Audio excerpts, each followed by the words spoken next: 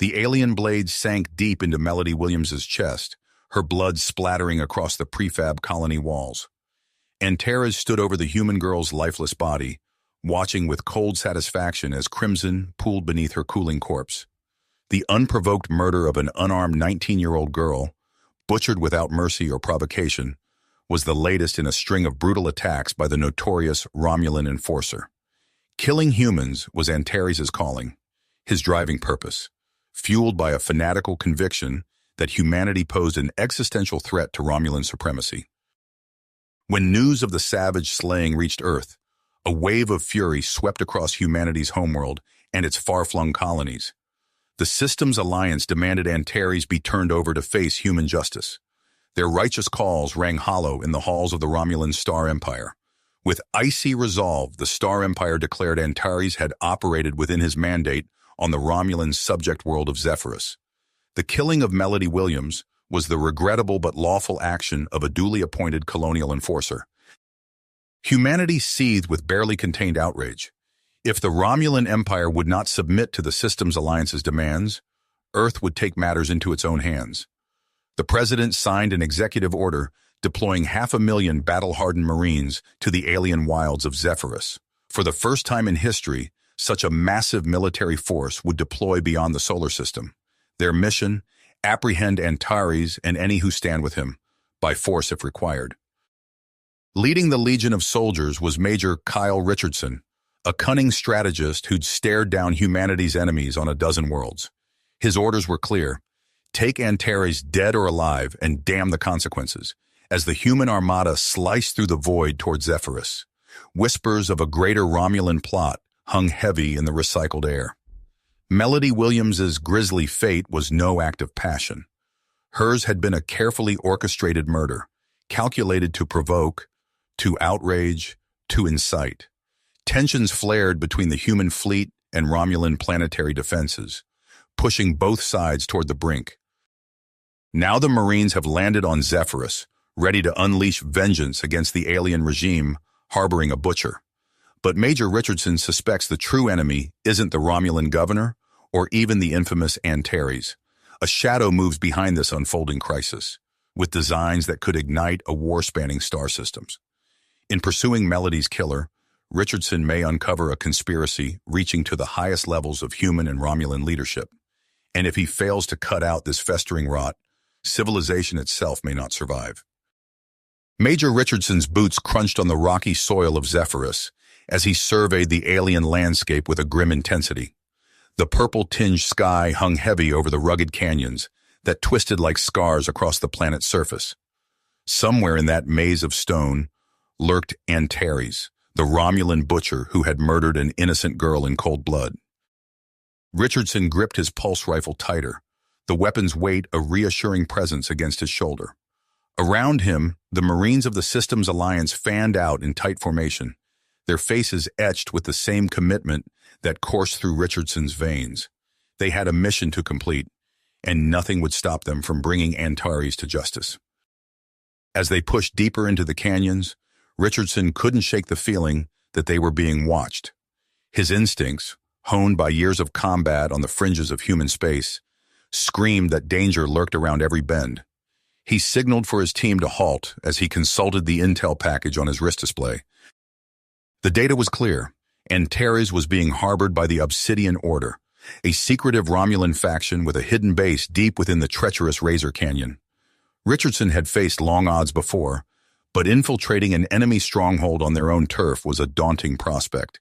He knew they would only get one shot at this. Hawkins, Yamamoto, Larson, you're with me, Richardson said, his voice low and steady. We're going to scout ahead, see if we can find a way into that base. The rest of you, hold this position and await my signal.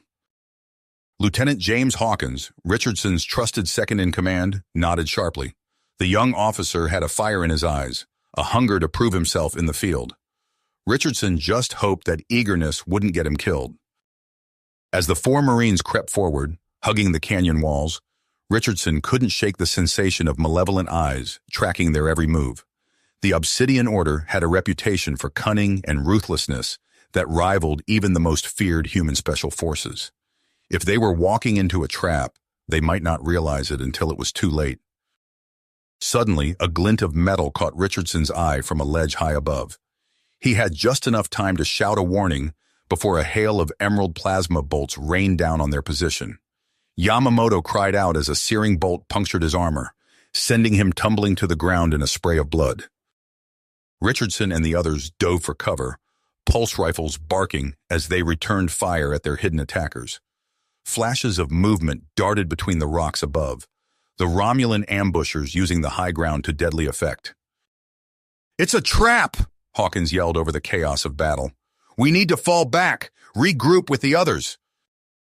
Richardson gritted his teeth as he squeezed off another burst from his rifle. The Obsidian Order had played them, lured them in like lambs to the slaughter. But he refused to give up, not with so much at stake. As the firefight intensified, Richardson knew that every second counted. Antares was still out there somewhere, a cancer that had to be cut out before it consumed everything. But first, they had to survive the Romulan killing field that Razor Canyon had become. Plasma scorched the stones around them as Richardson and Hawkins laid down covering fire for Larson to drag Yamamoto to safety. The Swede's face was grim as he hauled his wounded comrade over the uneven terrain, leaving a slick trail of crimson in their wake. Just as Richardson was about to order a tactical withdrawal, a new sound echoed through the canyon, the throaty roar of Romulan assault craft, banking hard as they descended on the embattled humans with guns blazing. The air sang with the sizzling heat of plasma beams and the bone-shaking concussion of explosions. In that moment, Richardson knew with cold certainty that the crisis on Zephyrus was far more than a simple police action to apprehend a murderer. As the Romulan onslaught intensified, threatening to overwhelm his small team, he realized they were now embroiled in a conspiracy that could light the spark of war across the stars. They had come to this alien world seeking justice for a slain girl. But now, with smoke and blood choking the canyons of Zephyrus, it was clear that their mission had only just begun, and the price of failure would be measured in the lives of billions. The Romulan assault craft screamed overhead, their weapons tearing into the canyon walls. Richardson's team scrambled for better cover as chunks of rock rained down around them. "Hawkins, get Yamamoto to that outcropping!" Richardson shouted over the din of battle. "Larson, with me!" They sprinted between pockets of shelter, plasma bolts sizzling past. Richardson's muscles burned as he pushed himself to the limit, knowing a moment's hesitation could mean death. Just as they reached relative safety, the ground shook violently. A massive explosion bloomed at the canyon's mouth, followed by the thunderous approach of heavy vehicles. "Sir?" Hawkins called out, pointing to the sky. "Look!" Richardson's eyes widened as he saw the hulking forms descending through the purple haze. Mech suits, their gleaming armor adorned with Systems Alliance insignia, touched down with earth-shaking force. The suit's massive energy weapons lit up the battlefield, vaporizing Romulan positions. "Cavalry's here," Richardson muttered, allowing himself a grim smile. The tide of battle shifted rapidly. Romulan forces, caught off guard by the humans' new weapons, fell back in disarray. Richardson's team pushed forward, linking up with the mech-suited Marines. "Major Richardson?" An amplified voice boomed from one of the mechs. "Colonel Zhang, we've got orders to push the Romulans out of this sector." Richardson nodded, already formulating a plan. "Glad to have you, Colonel. We'll take point, flush them out of hiding. Your people can handle the heavy lifting." As they advanced, the full scale of the escalating conflict became clear. The once tranquil landscape of Zephyrus was scarred by plasma burns and crater-pocked by artillery. In the distance, the glittering spires of a Romulan city stood wreathed in smoke. Suddenly, the air shimmered with a familiar distortion. Richardson's blood ran cold as he recognized the telltale signs of Romulan cloaking technology. "Ambush!" he roared, diving for cover. The air erupted in chaos as massive, spider-like war machines decloaked around them. Their segmented legs carried weapon ports that spat green fire, while swarms of buzzing drones filled the air. The human forces scattered, caught between the anvil of the spider tanks and the hammer of the drones. Even the mighty mech suits struggled against the onslaught of Romulan technology. In the midst of the furor, Richardson's comm crackled to life. "Major, this is Command. We have a priority alpha transmission for you." Ducking behind a rocky outcropping, Richardson activated his secure channel. "Richardson here. Go ahead, Command." "Sir, we've intercepted Romulan communications. Antares has fled Zephyrus on a stealth ship. He's carrying critical intel on our defenses. Your new orders are to pursue and neutralize the target." Richardson's mind raced. The battle around him raged on, but he knew the true fight lay beyond this planet.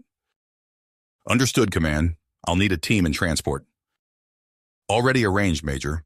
Lieutenant Commander Sarah Briggs will be joining your strike team. She has vital information on a Romulan black project called Shadowgate. Rendezvous at these coordinates for immediate extraction."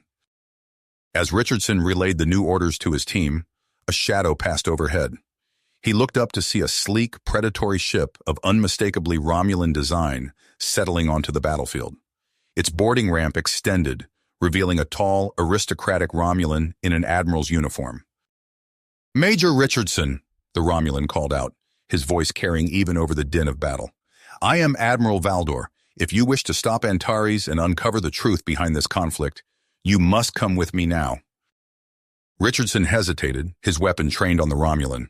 But deep in his gut, he knew this unlikely alliance might be their only chance to prevent an even greater catastrophe. With a sharp gesture to his team, Richardson strode towards the Romulan ship. As he boarded alongside Admiral Valdor, leaving the chaos of Zephyrus behind, he couldn't shake the feeling that they were hurtling towards an even deadlier confrontation, one that would determine the fate of both their species. Civilizations. The Romulan ship streaked through space, its sleek hull vibrating with the strain of sustained high-warp velocities. Inside the cramped bridge, Major Richardson studied tactical readouts alongside Admiral Valdor, their unlikely alliance born of desperate necessity. "Antares' vessel is entering the Vulcan Nebula," Valdor announced, his angular features illuminated by the swirling gases on the console. "A cunning choice. The ionic interference will mask his warp signature." Richardson nodded grimly. "Then we follow him in. Helmsman, match course and speed." The ship plunged into the nebula's roiling depths. Tendrils of charged particles lashed against the hull, creating a ghostly light show. Navigation became treacherous, relying more on instinct than instruments. "Contact!" Lieutenant Commander Sarah Briggs called out from her sensor station. "Faint energy signature, bearing 047 Mark 12. "That's him," Richardson growled. "All hands, battle stations." The pursuit led them through a maze of stellar debris and pockets of volatile gas. Antares' ship darted and weaved, always staying just ahead of their sensors.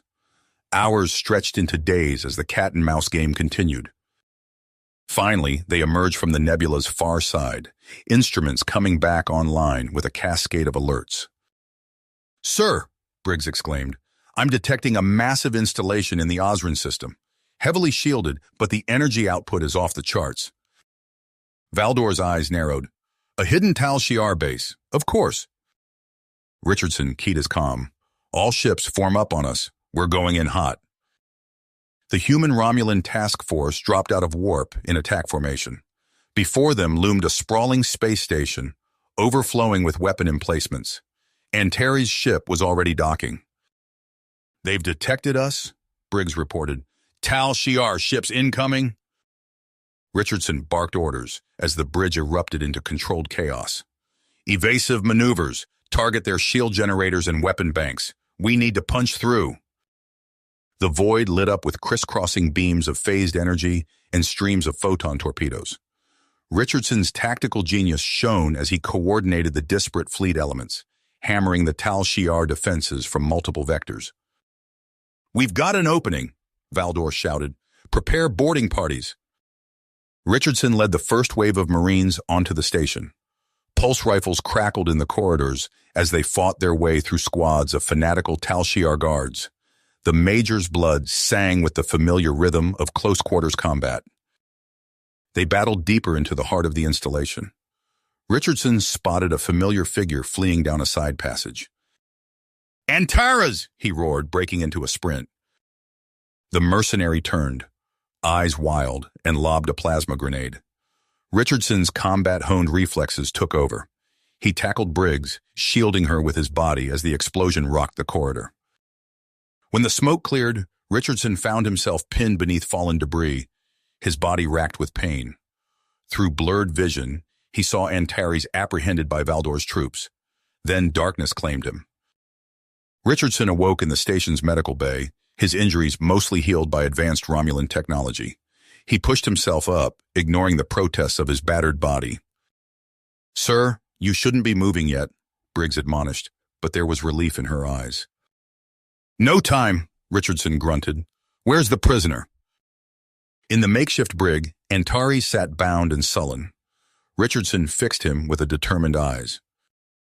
"Talk, what is Shadowgate?" Antares sneered, but the defiance in his eyes wavered. "You have no idea what forces you're meddling with, human.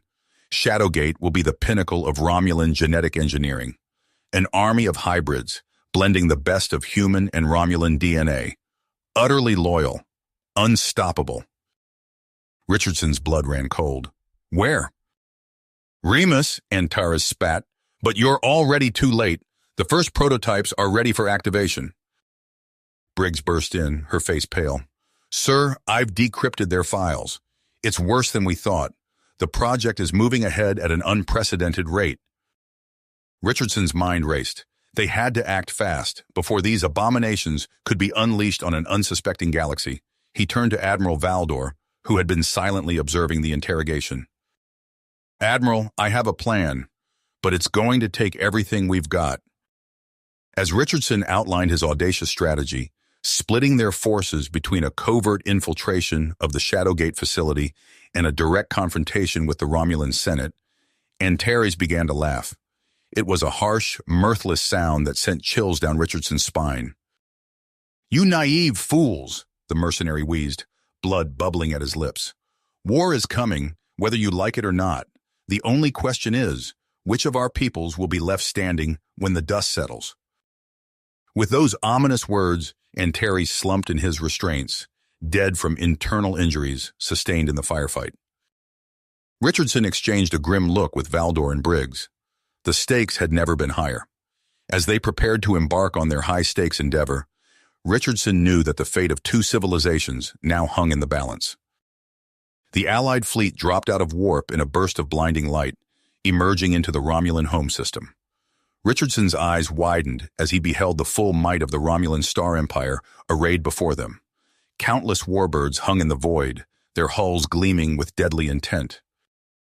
"All ships, battle formation Delta," Richardson commanded, his voice steady despite the weight of the moment. "Prepare to engage." The space between the fleets erupted in a cacophony of weapons fire. Phaser beams lanced across the darkness, while torpedoes bloomed like deadly flowers.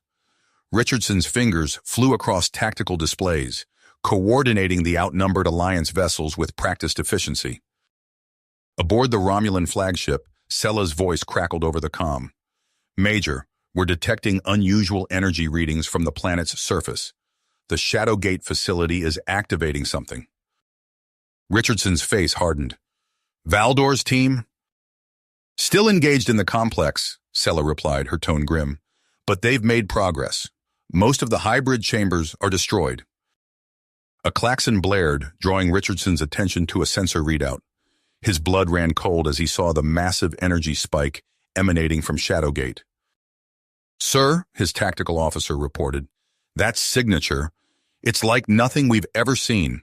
Whatever it is, it's powerful enough to tear through both our fleets." Richardson's mind raced, evaluating options in fractions of seconds. The weight of two civilizations pressed down upon his shoulders. He took a deep breath, knowing the decision he was about to make would haunt him for the rest of his days. "All ships," he ordered, his voice barely above a whisper. "Target Shadowgate. Full spread of cyclonic torpedoes and phased plasma. Fire at will." Sella's shocked intake of breath came over the comm. "Richardson, Valdor's team is still—" "I know," he cut her off, his words like ash in his mouth. "There's no other way." The fury of the Allied fleet rained down upon Romulus. From orbit, it looked like a surgical strike, a precision blow against a single target. But Richardson knew the truth. Each detonation, each searing blast of energy, carried with it the weight of countless lives. The Shadowgate facility vanished in a blinding flash, the shock waves spreading outward in a terrifying ring of destruction. Entire Romulan cities were reduced to ash in an instant. The comm channels, filled with screams, cut brutally short. As the inferno raged below, Richardson stared at the view screen, his face a mask of stoic commitment. But those who knew him best could see the torment in his eyes, the subtle tremor in his hands. "Sir," his communications officer called out, her voice hushed with disbelief. "We're receiving a transmission from the Romulan Senate. They're offering their surrender." Richardson nodded, unable to find words. The bridge fell silent, the enormity of the moment settling over them like a shroud. In the aftermath, as the fires on Romulus slowly died, Richardson found himself staring out a viewport at the scarred planet below. The reflection of a woman appeared beside him, Lieutenant Commander Briggs, her face etched with concern. "The evacuation of Zephyrus is proceeding as planned," she reported softly. "But, sir, the colonists, they're scared, angry. This conflict has left scars that may never fully heal." Richardson didn't respond immediately. His eyes were fixed on a strange, pulsing glow emanating from the ruins of Shadowgate. Even from orbit, he could sense something was wrong. The faintest echo of laughter seemed to reach his ears, cold and inhuman. "Commander," he said at last, his voice hoarse, "I fear this may be only the beginning." You have reached the end of the story. If you enjoyed this story and want to support us, please leave a like and subscribe to our channel. And for every comment that says 88, I will heart every single one of them. Thank you for your time.